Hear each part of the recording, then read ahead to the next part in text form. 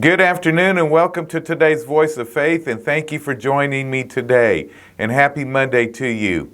I hope you guys are ready for this week. I'm going to be talking about having the armor of God and putting that on and what it looks like, and I'm going to start with Ephesians chapter 6 verse 10, and it says, "Finally, my brethren, be strong in the Lord and the power of His might."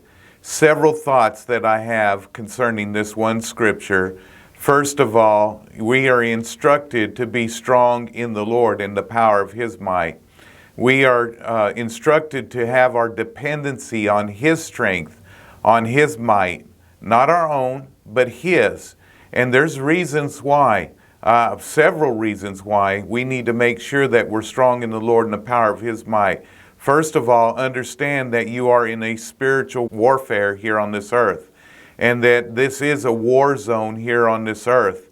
And you're not going to overcome, you're not going to succeed, you're not going to be victorious, you're not going to conquer without the strength of the Lord and His might in your life and His power at work in your life.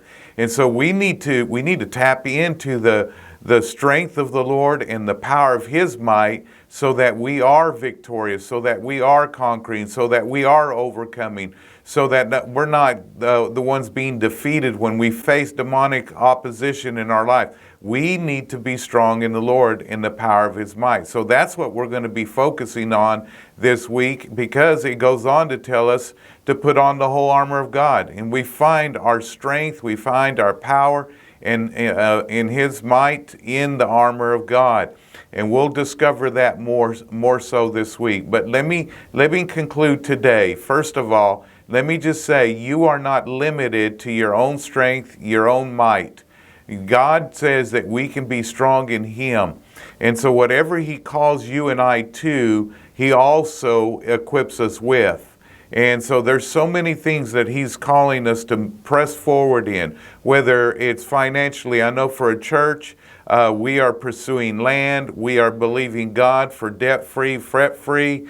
We're believing that it's going to be paid. And then we're going to pursue building, and we're going to believe the same thing. We're going to believe God for big things. One of the things that I have in my heart is faith without limits. We cannot limit God in our life. If we limit God in our life, then's when we are defeated.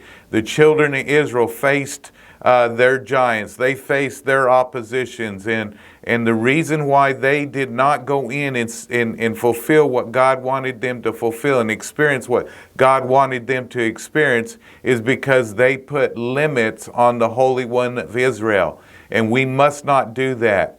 The Bible tells us that He has a land that flows with milk and honey. It's a land that promotes health and prosperity. That's what He has for you and I. And so we go forward and we go forth in faith, by faith, living by faith, walking by faith, speaking faith, thinking faith. We're not thinking small, we're thinking big. And if we'll think that way, if we'll act that way, if we'll respond that way, if we'll live that way, if we'll walk that way, then we're going to be drawing from the power of God and the ability of God, the might of God in our life. And that's how we fulfill the will of God in our lives. Too many people are falling short of the will of God, and it's because they're trying to do it on their own strength and in the power of their own might, and that's only going to carry you so far. And so I hope you're encouraged by that. This week's going to be awesome. And so I love you. God bless you. And don't forget, if you work the Word will work.